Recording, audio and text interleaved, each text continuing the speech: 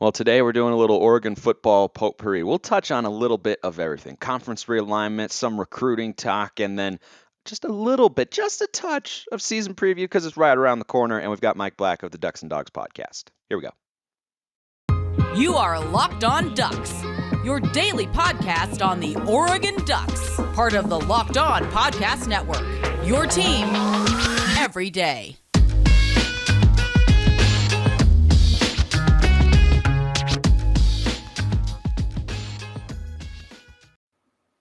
Yes, it is that time once again for Locked On Ducks. I'm your host, Spencer McLaughlin, D1 play-by-play broadcaster and lifelong Oregon Ducks fan. Thank you for making this your first listen or your first view of the day. Part of the Locked On Podcast Network, your number one source to stay up to date with the Ducks. Like, comment, subscribe wherever you're listening to or watching this show. Thank you to everybody out there who has done so already. I'd like to thank LinkedIn Jobs for being the official college football recruiting sponsor across the Locked On College Network. LinkedIn Jobs helps you find the candidates you want to talk to faster. Post your job for free at linkedin.com/lockedoncollege. Terms and conditions apply. And I have got Mike Black on the show today, co-host of the Ducks and Dawgs podcast. All this news and transfer portal and conference realignment and such and everything flying around. It's always good to get different opinions. And I thought to myself, you know what? I haven't had Mike Black's insightful opinions in just a little bit. So we've got him back on the show. It's good to talk to you again, Mike. Yeah, how you doing, Spencer? Not so bad. I think Oregon football fans are in this kind of weird in between state of like, so are we going here? Are we going there? Are we staying here? Is this going to happen? Is that going to happen? Generally speaking, here on conference realignment, my overall sentiment has been, I think Oregon will be fine wherever they go. I have a personal preference about what I'd like to see them do, but I know that because of a financial consideration, they may not see that as quite so viable. But I feel like wherever Oregon ends up, they will be okay as a program, or I'm sorry, as a program. Got to get that appropriate pronunciation in there with Dan Lanning as our head coach. But whether it one day becomes the Big Ten, or they get poached by the Big 12, or somehow the ACC comes into play, or they have to stay in the pack, I feel like no matter what, Oregon's going to be able to continue to be a high-level football program and have that opportunity. Do you feel that way? I feel like they would be able to play high-quality football, but I think there is a genuine concern that the Big Ten and the SEC make their own sort of championship game, and that becomes the premier thought of prospective championship game, because the conferences own the college football playoff. The NCAA doesn't own the college football playoff. The conferences do. So if the Big Ten and the SEC, once this is up in 2025, coincidentally, when the new GOR comes in effect for the Big Ten, if they decide, hey, let's just make our own, and it's an NFC, AFC type of deal, best teams play a small playoff and title game. If we're in the Big 12, we don't have as much leverage as those teams do in terms of the playoff. If they wanted to do that, they very well could. So I see that from one point of view, but logistically, would that mean they'd have to break off from the NCAA entirely with regards to their? Anyway. You think that the Big Ten and SEC will do that? I think most conferences will. What good is the NCAA doing anybody anymore? They can't govern. They have no governing power. I mean, they're getting a little bit weaker in that sense, I suppose. But I feel like that's just such a calamitous shift. To go and say we're no longer going to play under the NCAA's label. And I get that they don't own the college football playoff and the conferences do. But if the conferences own them, don't they all have to agree that that's what they want to do? Because if the Big Ten and SEC broke off, they couldn't take the college football playoff with them. No, but the college football playoffs deal ends 2025, so they could leave and start their own. Do you think that it would have the requisite amount of more? It would have more say than the current playoff. If you lose the SEC and the Big Ten, the rest of the conference's playoff is going to be seen as the D2 playoff. To everybody else, it's going to be seen as the second tier. It's not going to be seen as highly as the Big Ten and the SEC. The main viewership of college football is in the Midwest and the Southeast. So the national perception is going to be that's the main championship game. I guess that's not impossible. I guess it's just hard for me to get behind it right now because I mean, have you heard any official rumors or talks about whether or not that's happening, or is that just kind of No, speculative? there's been some people who some check marks who have floated the idea of the Big Ten and SEC making their own playoff, but no legitimate reporting on it. It's just we've been moving towards college football pushing away from the NCAA.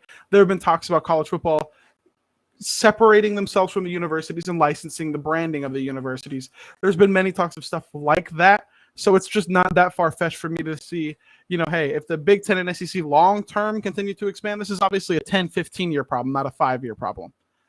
If they continue to expand and add these big brands, then they're going to form their own championship game. I have no doubt about that. You talk about groundbreaking shifts in college athletics. If college football suddenly became separate from all the other ones, which is how schools pay for all the other sports, because football is what brings in all the Then money you pay the to it. licensing. Say that again. You pay for the licensing. The brand of Oregon Ducks, you pay for that, and that's what supplements. Yeah, that's true. I just wonder how the financials of that would work because how athletic departments work, of course, is like I said, the football money comes in and Mm-hmm. it's a massive profit compared to what they need for operating expenses for their program. But Yep. these athletic departments operate as nonprofits, so they don't just pocket that, they funnel it into the other Disperse it. sports, and that's how you create scholarships for, a golf team or a Hockey. water polo, hockey, something like that, right? Because those sports are not, they don't have big TV deals or a massive following, so they're not making any money. If they Let's were showing they cared about the other sports, they wouldn't have LA teams moving to the Big Ten. Yeah, I agree. You need to make football the flagship program, and that is something that the Pac-12 has not done sufficiently well, and I think that's why you saw these schools ultimately decide to leave. But let's let's play out in that hypothetical for a moment. And again, like you said, this could be 10 years down the line, it could be 15, but it might not Could be be 20. 30. It could. We never Uh, know what's going on. I mean, you never know. That's the crazy thing about all this, right? Is a month, literally 1 month ago, as we record this on Sunday, July 24th, a month ago, conference realignment talk was not. I don't know about you, it wasn't really on my radar, right? Other than Oklahoma and Texas, it wasn't something I was discussing actively here on the show. And now it feels like it comes up every day because you never know what's going to happen. So let's say that hypothetical comes to pass, and you've got the Big Ten and the SEC going off and saying, okay, we're just going to go make our own playoff. Do you think there's a chance that Oregon could finagle their way in there? Because right now the Big Ten has told them no, or at least hold off, right? And so getting in there is clearly not going to be as easy as I think Phil Knight would perhaps like it to be. So if the Big Ten and SEC broke off, do you think they would go and try and grab all the biggest teams and brands across the country, and that Oregon would be in that mix, or do you think the Ducks could get left out? I think by the time the dust settles, Oregon will be in the Big Ten. When that is beyond me. Whether it's this grant of rights or in the middle of this grant of rights, because the Big Ten could, subvert Fox's sway by signing the current grant of rights and then adding teams to that current grant of rights. So while they're in the negotiation phases, when Fox has their leverage, but once that grant of rights is signed, you can add teams under that grant of rights without any check off or approval. The Big Ten has that decision power there. So just like the ACC was talking about adding a couple teams, or just like the SEC can add Texas and Oklahoma, you can add teams to your grant of rights. It's a lot harder to leave the grant of rights than it is to add to the grant of rights. So what they'll do, probably my guess, is around the 2025-2026 season is when Oregon and Washington, I believe, start having talks again with the Big 12 about getting added to their current grant of rights, in a pod maybe system to play with USC and UCLA to alleviate some of those travel costs for the other sports. But by the time the dust settles, I have no doubt that Oregon will be in the Big Ten. Okay, you mean Big Ten. You said Big 12 in there, I but meant Big like you're 10. talking Big Ten. Okay, gotcha. Well, all this could lead to a bunch of realignment and shifts within places that hire people. And if you need to hire people, as the sun comes out and small businesses are back in business, LinkedIn Jobs makes it easier to grow your team. They help you find the people you want to interview faster. Create a free job post in minutes on LinkedIn Jobs to reach your network and beyond to the world's largest professional network of over 810 million people. LinkedIn Jobs helps you find the candidates you want to talk to faster. Every week, nearly 40 million job seekers visit LinkedIn. Post your job for free at linkedin.com/lockedoncollege. That's linkedin.com/lockedoncollege. Post your job for free. Terms and conditions apply.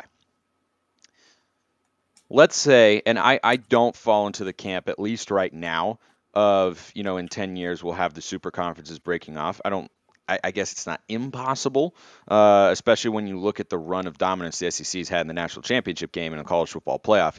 Like they've been running it, right? They've put two teams in multiple times. Like it's clearly the top brand there, and so they have a decent amount of power. I think you'd be leaving a little bit of money on the table, but less so now that USC is going over with UCLA to get into the Big Ten. You bring a little bit of that West Coast market there, the biggest part, biggest West Coast market that you have.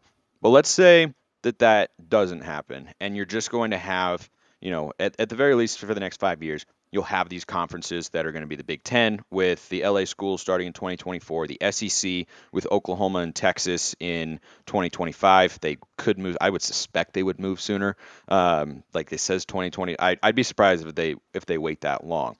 Does that kind of leave the Pac-12 or Pac-10 maybe as the ugly duckling and the Big 12 as kind of like a little brother, but not so little that they can't come out and play games with them and such? And of those potential scenarios, where do you think Oregon would be best suited to be next? I think Oregon's best suited if they can't get into one of the major two conferences to stand pat. I've seen people say, the Big 12 is better than the Pac 12 right now without USC and UCLA, and I just completely and wholeheartedly disagree with that. Oregon and Washington would be the top two brands and the top two revenue bringers into the Big 12 if they joined right now. Oregon would be the most talented team by far. Washington would be like second or third. If you look at the recruiting rankings, even to try and project into the future, Baylor has 19 3-stars in their class. Forget what their class is ranked. 19 3-stars. They have a lot of commits, and that's what's holding up their class early. Dave Aranda's a really good coach. There's other good teams, TCU, teams like that in the Big 12. But if you go down the line and on any given year compare Stanford to Baylor, Stanford and Baylor is not that distant on an average year. I know Stanford's had a couple down years, but typically on average, it's not a huge difference. And I mean, would the Big 12 be better than the Pac 12 in 2022 if you removed USC and UCLA? Sure. Would it be better in 2025? I'm not so sure on that. There's a reason the Pac 12 has had two playoff teams, and if you take out Oklahoma, the Big 12 would have zero. I agree with a lot of what you just said because, and I've brought this up recently on my show, like USC and UCLA leaving, I think it's a much bigger hit to the basketball conference than the football conference. I mean, UCLA in the last decade or so has had like two or three good seasons, right? And like a team that people think about adding is San Diego State. And I think San Diego State would be a solid addition. Like, obviously, you're not going to make up entirely what you have with USC and UCLA top to bottom, but would that be one of the most logical teams? Yeah, and then you could argue about what the other one would be from the Mountain West. Maybe UNLV, though they've been a dumpster fire of a football program for the last 20 years. Maybe Boise, but that's a smaller market. Like, there are a lot of different arguments there. But from a football standpoint, USC has been good like 3 out of the past 8 years or so. Like they've been pretty mediocre, and UCLA has been mediocre for the better part of a decade. So from a conference strength standpoint, I don't think you're losing as much as people think. You're losing more on the TV revenue side and the Yeah. viewership than you are two teams that are, that have been flagship football programs. And the one thing I'd push back on that you said is Washington. I think their roster is down right now compared to what they're capable of being. Now DeBoer's off to a really good recruiting start, so I think they're certainly capable of being a top 25 caliber roster from a recruiting standpoint. I They are. think yeah, they definitely are. Like we've seen that with Chris Peterson, they can be in the top 20 nationally and bring Saying they in are big. right now. Yeah, Blue chip I think ratio last wise, they're like I think 19th. they're 20. I think their composite right now is like 22 in the class of 2023, which is, gosh, if you're a Husky fan, you have to feel pretty good about that on the whole. And then I think you have to include Utah in there as well as like football brands that are carrying the strength of your conference to a sense. Do you not agree with that? No, once every 6 years isn't carrying a conference. Mm, They're they've good. been to three Pac-12 championship games in the last 5 years. Yeah, and they've won how many? They've won as many as USC or UCLA. Well, One. they've won one, but again, I feel like that's a program that's on the rise. Like I think Utah is winning the Pac-12 again this year. I think How they've many got. years does Whittingham have left? That is a question. That's a legitimate question to ask because he did just sign a new contract extension, but I There were talked about rumors of this. him retiring last year. Yeah, I know. And the signing of an extension, I think, should give some peace of mind to Utes fans. But I went through it on my Locked On Pac-12 show, and it's a fascinating. It kind of sets up so that he could step out whenever he wants. Now he is a really good coach, and if he keeps winning at a high level, and maybe he wants to stick it out until he reaches that kind of ultimate goal of winning the Rose Bowl or getting to the college football playoff. But let's say Utah wins the Pac-12 again, goes to the Rose Bowl and wins it this year, I wouldn't be super shocked if because he's pretty old. He's been there for a long time. He's in In the his 70s. 70, yeah, late. I think he's late 60s, early 70s, something like that. You know what? I'm in front of a computer. Why don't we look it up just so we, Yeah. um, just so we're sure. He's 62. Okay, so early 60s. Really? He Nick looks Saban's older. got Nick Saban's gone on for a long time, but Nick Saban I think is more of an anomaly, more of an exception than the Yeah. rule, generally speaking, as far as coaching is concerned. So I see that, and I'd be curious to see who Utah would hire afterwards. But I think in the immediate future, Utah is one of the top teams in the conference. But Mm. since you brought up, I would prefer Oregon stay in the Pac-12. Going back in time, I would prefer UCLA and USC never left because I like the Pac-12 and I've grown up with it, and so I don't like seeing it change. But if you don't have the two big super conferences coming anytime soon, and Oregon just stays in the Pac-10 or Pac-12, whatever it becomes, I think the teams you add are San Diego State. I would go with Boise because I think they've got more national respect in that sense. But if they went UNLV or Fresno State, like, like I mean, like those are the options that you'd be looking at, right? UNLV. Yeah, I know. That's like I get it. I get you got the Las Vegas market. It's a solid area to recruit from. Your Pac-12 championship game is already being played there. You play the basketball championship there as well. Like there's a lot of reasons to add that. They just haven't been able to I'd find the argue right. They just I'd haven't argue been able to everything find you the right said. coach. I'd argue everything that you said is reasons not to add them. We already get the Las Vegas market from playing our championship games in multiple sports there. We already land all the recruits from there. What's the Well, benefit? Getting so three for viewers a year? well, I think from a TV viewership standpoint, you'd have more people watching in that area if UNLV was in the conference because you would bring in all their fans. Do they have a lot of fans? They've got more than there are up in Boise in terms of TV power. Do they beat Boise in TV ratings? I don't know if I would. I'm saying the potential there. Like think Oh about it yeah, if they ever got good, but as a that's metro, like yeah, and as a metro, and that's what the conference is going to consider is like where's their maximum, like where can they place the ceiling in terms of viewing potential, right? And you like UNLV is higher than, but I'd rather add Boise because I when you think go add SMU. Boise's a better program.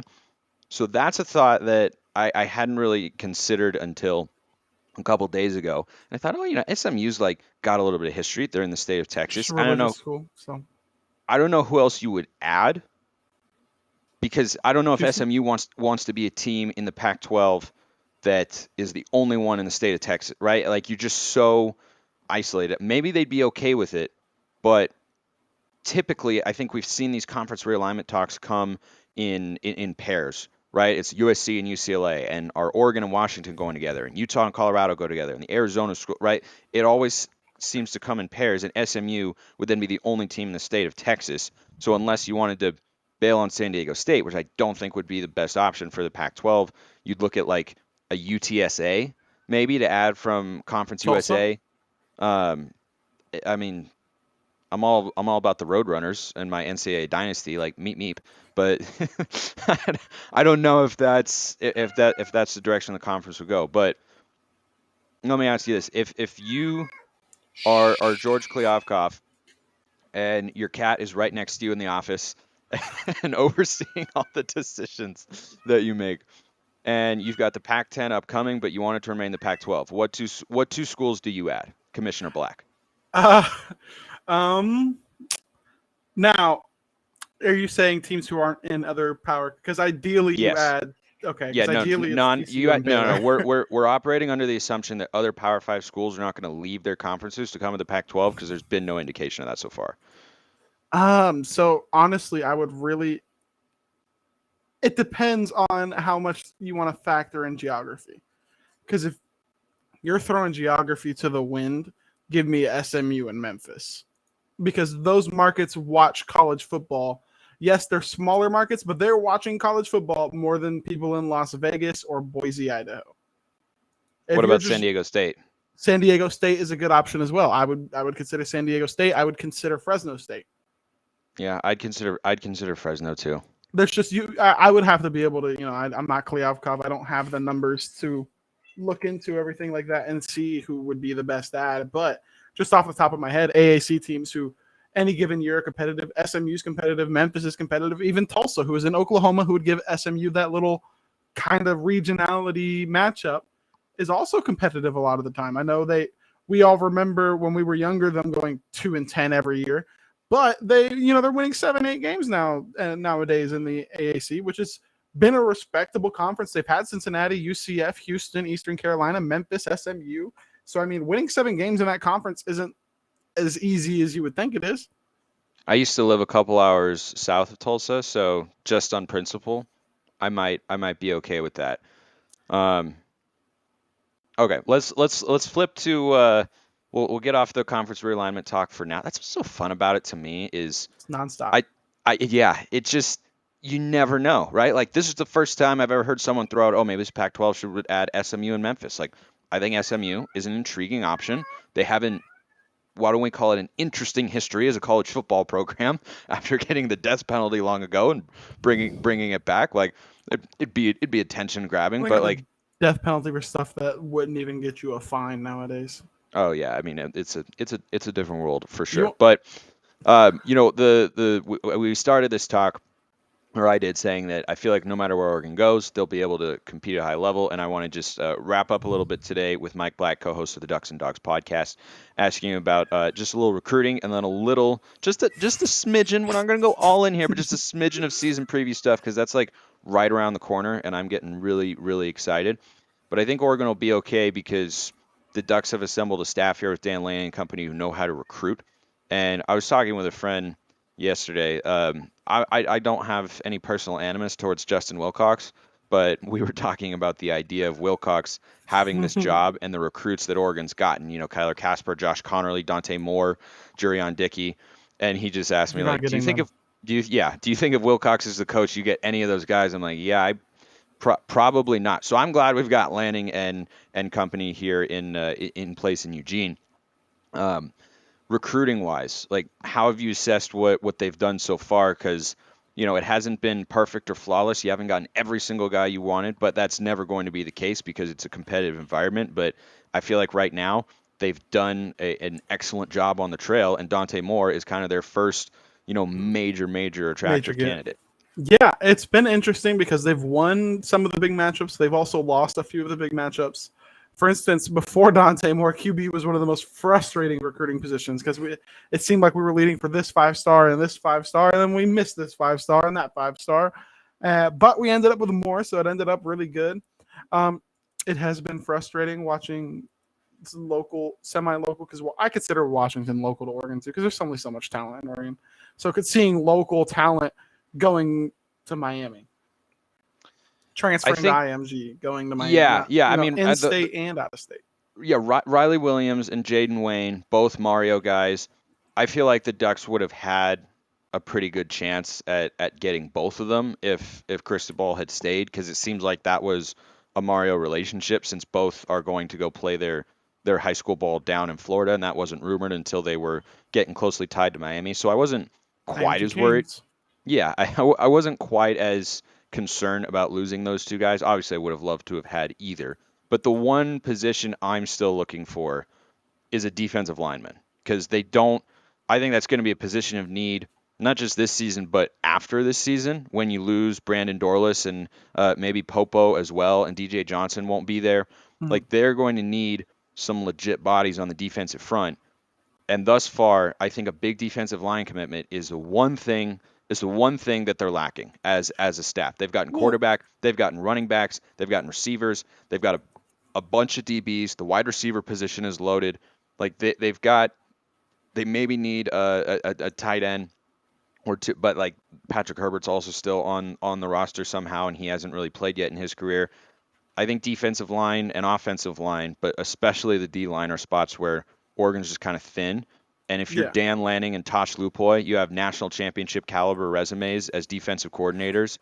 You got to be able to bring in, if you missed on Jaden Wayne, okay, you got to be able to bring in a guy like David Hicks or Mateo Uyunglele or Samuel Mpemba, like one of those guys. That's the way I feel. yeah. But I mean, they're also leading for a few guys. I think Amari Washington is one of them, and I Yep. can't remember the other one. He's out I of think Terrence Green. I think Terrence Green yes, is the guy. Terrence Green out of Yep. Texas. Yes. It's been interesting though, looking at the guys that they're recruiting. I don't know how into defensive line techniques you are. A lot of the interior D linemen they're recruiting are 4-eye techs instead of 3 techs or just nose tackles. So these guys are playing more like Kayvon Thibodeau in the COVID year than they are playing like Jordan Scott in high school. Now, obviously, what they're playing in high school isn't always what they're going to be playing in college, but it's really interesting to look at. Like if you go look at Terrence Green and if you go look at Amari Washington, they're both playing a lot of 4-eye, sometimes even 5 tech, and playing outside linebacker on plays in high school. So it's going to be interesting to see how they convert as interior D linemen at the next level, at the P5 D1 level. But I think we're not going to have any issues landing the defensive lineman. It's just a matter of waiting to see what happens with Matayo. And then after Matayo, we have those 2 guys who I think we're pretty confident would be Oregon Ducks if we take them today. We also there's also another player, I can't remember his name, that we're in Vasek. on. But yes. Colton Vasek. Yep. Yeah, him as well. And David Hicks, people have thought we were in on before. I don't know how much I bought into that. But They appear to still be in the running. As far as I'm concerned, the last thing I've heard is Oregon is in the mix. Texas A&M still the leader, but Notre Dame was once the leader for Dante Moore, and USC was once the leader for Josh Connerly. Like I'd that pick can Texas change. for David Hicks right now. You think Texas over A&M? Yeah, I would pick Texas right now. Well, we'll see. I just want to see like one of them, and I feel like that'll kind of settle things down at that position, and maybe lead to some other guys coming on board. One thing. Again, we're just doing a touch. We're going to save the full season preview stuff for a little bit closer, but we just want to entice you all out there just a little bit, just a hair. I was having this conversation with a friend recently, and it was about Bo Nix, the most polarizing player in all of college football. And we're going to close with this question today, Mike, and you can take a few minutes to answer if you want, or you can answer in 10 seconds for all I care. Is Bo Nix an upgrade over Anthony Brown? I'm an upgrade over Anthony Brown. That's my answer. That doesn't answer the question. Is Bo Nix? The question wasn't about you. No, yeah, I think Bo Nix is an upgrade over Anthony Brown. I voiced that I was not the happiest when Bo Nix transferred here immediately. Then I saw how our younger guys performed in the spring game, and I was like, okay, maybe I'm glad we added Bo Nix in the portal because that was tough. Bo Nix does give and I'm going against everything I said last year with Anthony Brown. Bo Nix gives us a higher floor, and with a first-year head coach making a transition that might make sense. With a coach who's been here for multiple years and who has already won a Rose Bowl, it was a terrible idea. But with a first-year head coach, you're trying to adjust to the new schemes, the new offensive coordinator, defensive coordinator, just the new culture, I guess, in the locker room. You want to kind of have that safe, steady, how he's going to play quarterback, even though that's not how I would describe Bo Nix. Yeah, I was about to say, I agree that how he's going to play. Safe and steady may not be not the how operative adjectives. It's not how I would describe it, but I mean, after that spring game, he looks like the safest, steadiest option we might have. It's tough. Dante Moore, we can't wait for you to be on campus. Yeah, I'm excited to see what the quarterback room will look like next year. I think it's pretty easy to say right now, before the 2023 season, I can't see Bo Nix staying here for more than 1 year. He could if he wanted to, but I doubt it. And prior to next season, one of Jay Butterfield or Ty Thompson probably going to end up transferring because they're both good enough to be starters at Division I college football programs. I don't think they want to stay on the bench forever, and one of them is going to surpass the other on the depth chart. Now, I don't think both of them would leave, but I think next year quarterback battle between Dante Moore, Jay Butterfield, and Ty Thompson, I think that would be a legitimate battle as opposed to what you and I have talked about here on the show before, which is like, yeah, the coaches say it's a battle, but let's recognize when we're getting some coach speak here. You're not going to bring in a Exactly. transfer of, you're not going to bring in a transfer like Bo Nix and then not start him, especially when your first game is at Georgia. That's I'll just be there. not. You're going to be there? Yeah, You Ducks and lucky. Dogs is gonna have a video from there. You lucky son of a gun. I absolutely love to hear that. Mike Black is his name. He's the co-host of the Ducks and Dogs podcast. We love bringing him on, as always. Thanks, Mike. Appreciate it. I appreciate everyone listening. Have a wonderful rest of your day, and go Ducks.